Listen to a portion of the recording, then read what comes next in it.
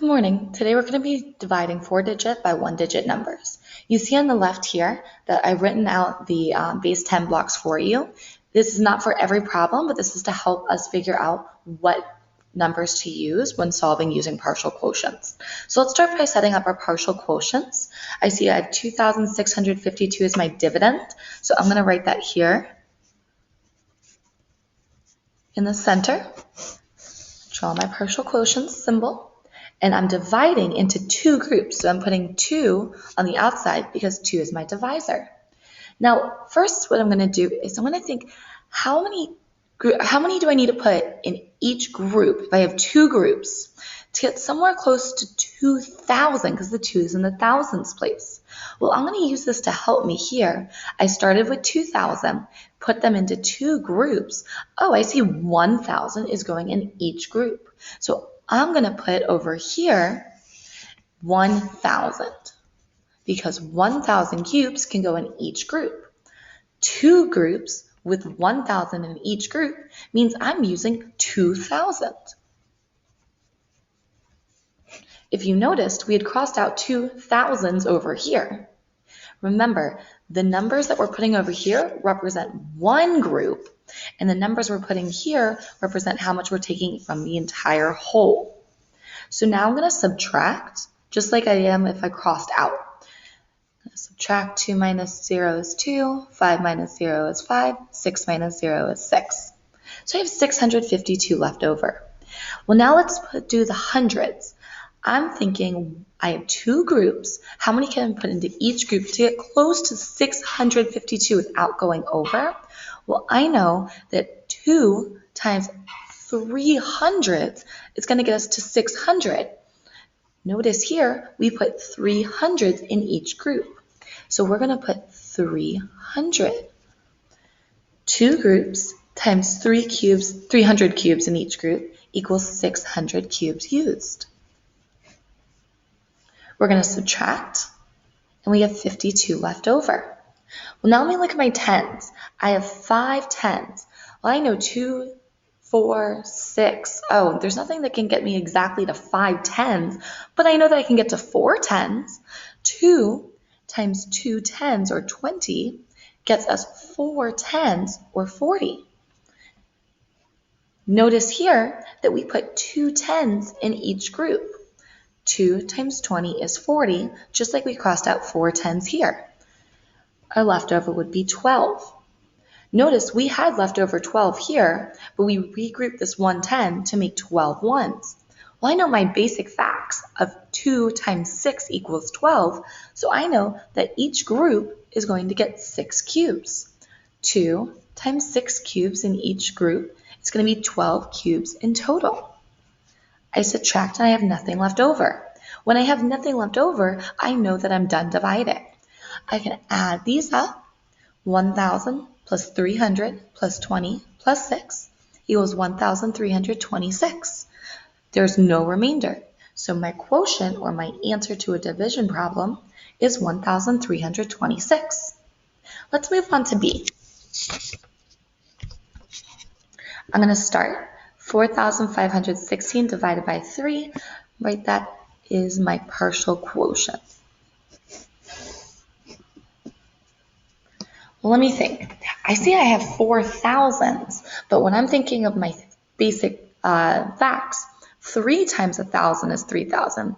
3 times 2,000 is already 6,000. That's too much. So I'm going to do 3 times 1,000. Notice we put 1,000 in each group.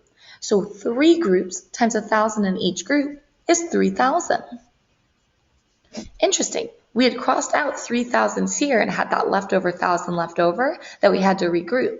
So 4,516 minus 3,000, let's subtract. Oh, that's 1,516. Well, I know that if I were to still be doing thousands, 3 times 1,000, that's already 3,000, which is too big. So I'm going to move to hundreds. I see I have 1,500s here, which is the exact same amount that we had here when we regrouped. 1,500s. Well, I know that 3 times 5 is 15, so 3 times 500 would be 1,500. Interesting. We put 500s in each group, just like we put 500 over to the side, representing how much is in each group. 3 times 500 is 1,500. We're going to subtract. Wow, we only have 16 left over. Well, let me just use my basic facts. 3 times 5 is 15. 3 times 6, oh, that's 18. That's too big. So I'm going to use 3 times 5. Oh, wow, we put 5 in each group, just like we did over here. 3 times 5 is 15. 16 minus 15 is 1. Well, I know I can't split up 1 evenly between all 3 groups, so 1 is going to be my remainder. Let's add these up. 1,505.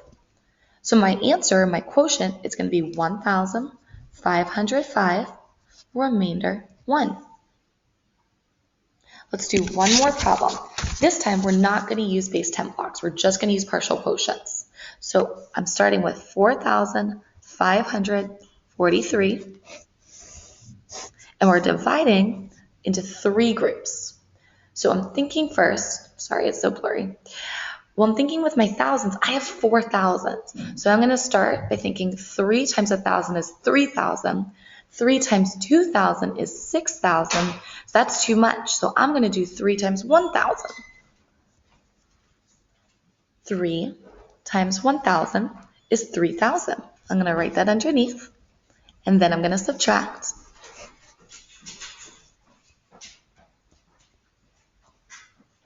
Oh, this is similar to the last problem. So I know that 3 times 1,000 is already 3,000, which is too big for 1,000.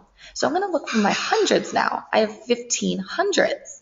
So I'm thinking my basic facts. 3 times 100, or I'm sorry, 3 times 100 is 300. 3 times 200 is 600. 3 times 300 is 900. 3 times 400 is 1,200. So 3 times 500, oh, that's 1,500, which is exactly what we were looking for. So I'm going to write 500 over here. 3 times 500 is 1,500. Subtract. Oh, we only have 43 left over? Let's see. I know that it's 4 tens. So I'm trying to get something times 3 to get as close to 4 tenths or 40. Let's see. I know that 3 times 10 is 30, and 3 times 20 is 60. Oh, 60 is too big.